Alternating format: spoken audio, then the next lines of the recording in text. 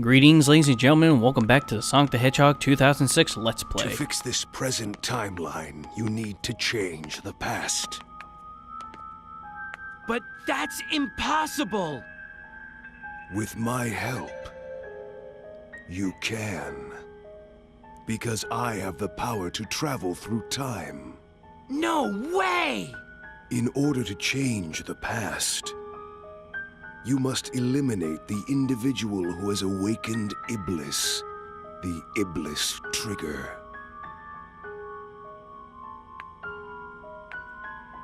If I eliminate that guy, will our world be saved? Isn't that what he just said? The day of disaster. Here are my records of this event. This was when Iblis was freed, and his flames were released into the world.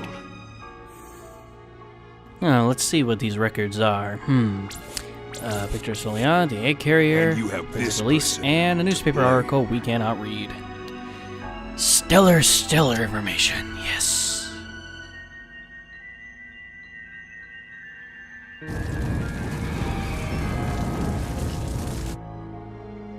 I see it! So that blue hedgehog's the Iblis trigger? Blue Hedgehog. I'll send us back in time to the point when the Iblis trigger was alive.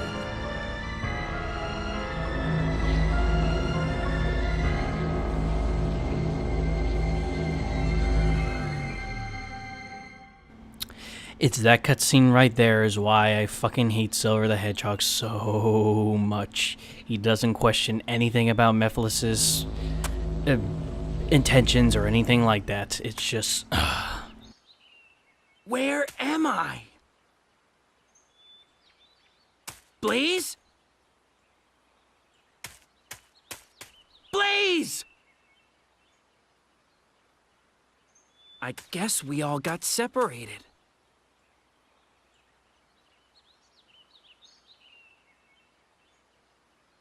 This is so unbelievable.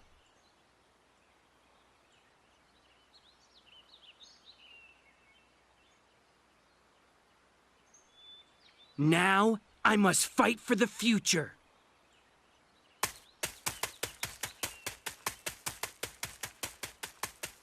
You do that, Silver. You fucking do that. But anywho, folks, now we finally have arrived in the past of Soliana, and what better hub world to be in is to plant Silver right in the middle of the most bland and boring hub world of the entire Sonic universe. Oh, God.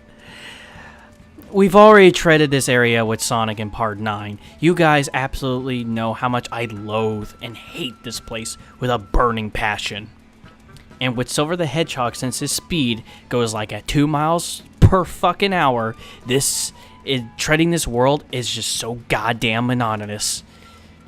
Because you'll never get this fast, folks. You know, you'll never get any faster. This will be Silver's top speed throughout the entire game. And this hub world is the perfect example of why I just don't like hub worlds in Sonic games in general. Because when you construct something that's supposed to have like certain gimmicks or anything like that, you have to be absolutely 100% careful how you structure the hub world, because if you fuck up, shit like this could happen. And it's just my God. I don't want to get a headache again. I already did in Part 9. I don't want to get another one again. But anywho, we just went to the shop and purchased 2 power-ups for Silver the Hedgehog. One we got was the single layer. I think that's what it's called, and I think it allows us to grab objects and throw them all at once. But like I said in the Iblis boss fight, that's probably not the best thing to do because, you know, the items will collide in the air. Another thing too is that we got the I think it was the power bracelet, and I think that just gives us a much wider range of grabbing objects, or it can allow us to hold more objects with our psychokinesis. Either way, you know, it does something like that.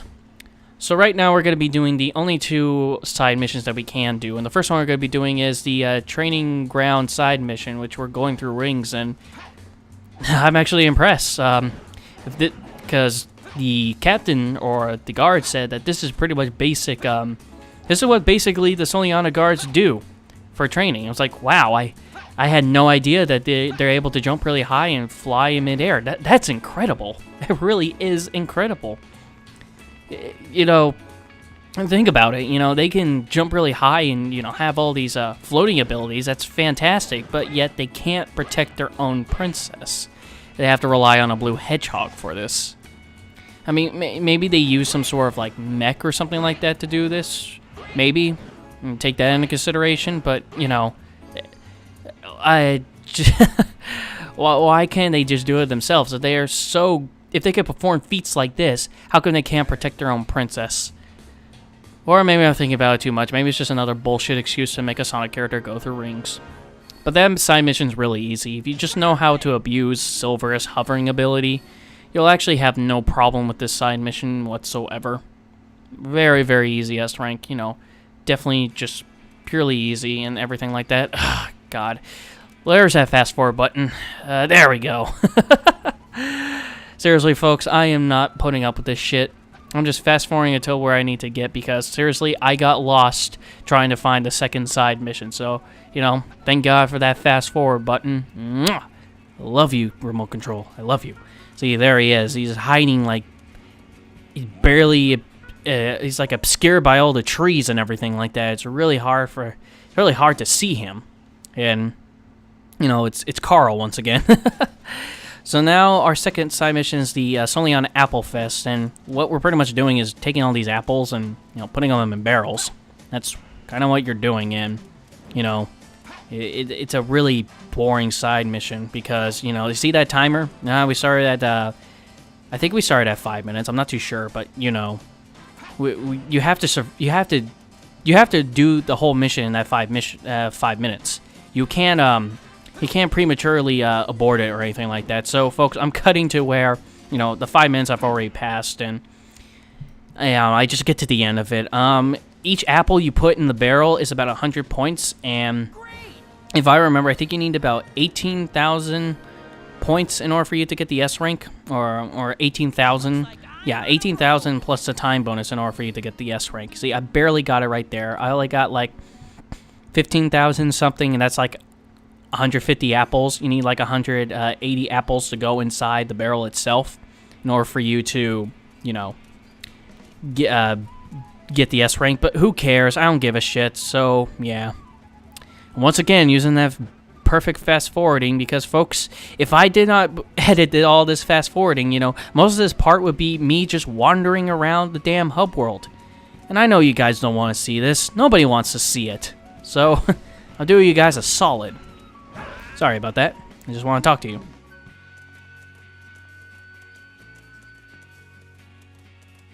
It's just... with Silver the Hedgehog, the main irk I have with him is just he barely has any speed. So there is going through hub worlds, any hub world. This one's the worst, but any hub world in general with Silver, it's just so goddamn boring. Because he takes so damn long to go through the hub worlds. And I could complain about that later. So now we're going through Tropical Jungle, and with Silver the Hedgehog, his Tropical Jungle, different from Sonic, is a bit... His is a bit more... No, exploratorial? Has more exploration in it. There you go. Without having a tongue twister. And, you know, as I stated previously with... you know, Crisis City, you know, if you know what you're doing, you know, you can fuck this level in the ass, and I kind of killed myself there because I kind of fucked up the little shortcut. I thought I edited out all my deaths. I guess not. Yeah, because this is literally like the 4th time I'm doing it because, you know, stupid shit happening. But, you know, like I said, if you know how to abuse Silver's psychokinetic powers, you can easily just fuck this level in the asshole. I mean, seriously. Take this box right here, and get up to the top right here. What I'm going to be showing you is probably the quickest pathway you can take to get to the end. Now, the tropical jungle here for Silver does have like a lot of gimmicks. There's a gimmick for, you know, getting on a log and, you know, using your psychokinetic powers in order for you to push back the log and push it forward so you can knock down, you know, walls and everything like that. There's also fruit that's hanging up, so you use a crate to knock it down so you could, you know, get a turtle to pop out from the water and use it as a makeshift platform. And there's all sorts of security gates and whatnot, and just, you know. But like I said, if you know what you're doing, you know, you'll easily just pass this area with flying colors. But folks, you know, I said before that Silver the Hedgehog really irks the shit out of me because, you know, he has no speed. The cutscenes piss me off the most because of that, because you saw how fast he went in the beginning cutscene. You know, he was going at the fucking speed of light in the sky. I know the whole thing of, you know, gameplay to story segregation. I know that, folks, but come on, you know, that's just fucking teasing people with that. You know, with me, when it comes to Sonic characters, they could have their own attributes and whatnot, but they should have speed in them as well, too. I mean, it's things like Sonic Adventure, why I hate Amy. I don't like her story that much, and in Sonic Adventure 2, the mech shooting levels, and Adventure 1 and Adventure 2 for just its treasure hunting missions. And Big the Cat's Fishing. I don't hate Big the Cat's Fishing because it's difficult, because it's bass ass god damn it. I'm so pissed that I'm losing the ability to talk in English. It's so ass backwards, whatever. You know what I fucking mean. It's just, you know, if you think about it, when you guys, when I bring up something like that, you guys are probably thinking, well, what makes Sonic so special? You know, Sonic 3 and Knuckles was the perfect example, you know. Tails and Knuckles could run almost nearly as fast as Sonic, but Tails had the ability to fly, and Knuckles could climb on walls and break through certain objects that Sonic can't do with his pure might. That's excellent for me, and because of that, I just don't understand why shit like this has to happen. I mean, Silver will never get that fast, we'll never get anything like that, but I could go into a much greater detail about what I think about that, but anywho, suddenly okay. Blaze the Cat. He's pretty insecure when he's alone.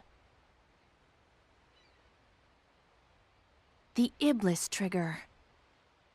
Blue Hedgehog. Oh. Right. I'm supposed to be caring about this plot.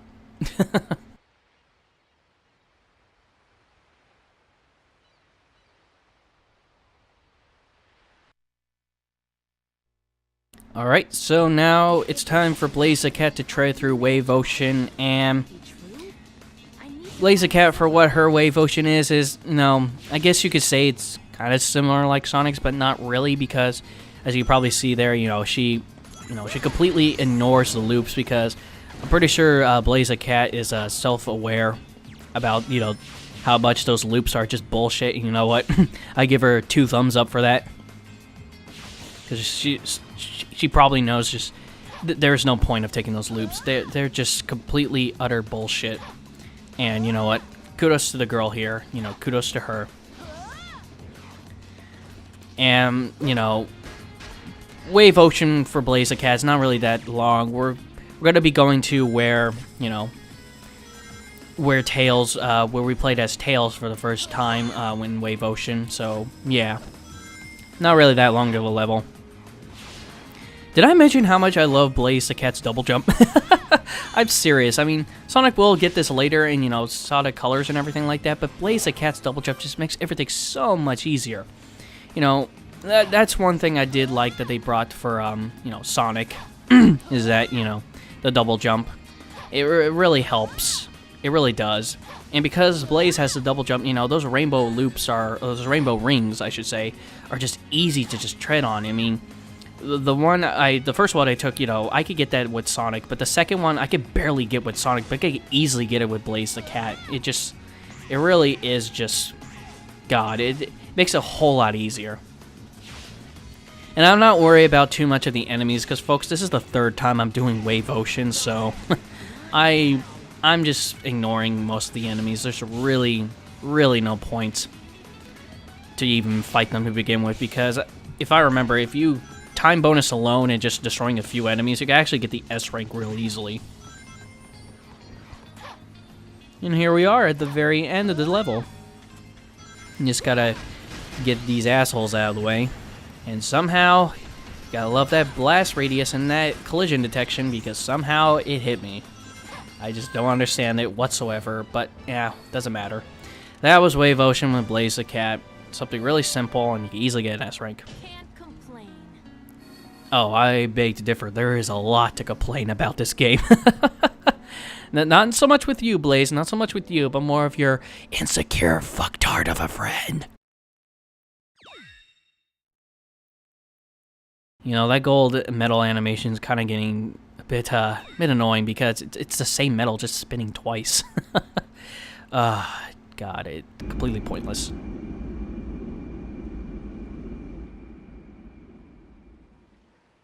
I finally found him.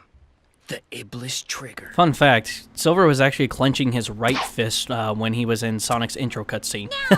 Animation flubs! Hey! It's about time I finally caught you again. Hey, you're not Sonic! I'm sorry. Huh? Hey, where'd he go? He must have run off. I'm sorry. Did you miss someone because of me? It's okay. I'm sure the guy I'm looking for is still on the island. I'm sure I can still find him. Well, then I'll help you. What? Two heads are better than one when looking for someone. Hey, just wait a second. What's your name? Silver. That's a nice name. I'm Amy Rose. It's nice to meet you. Hey, wait! But anywho, folks, that's the end of part 12. So until then, I'll see you guys for part 13. See you later.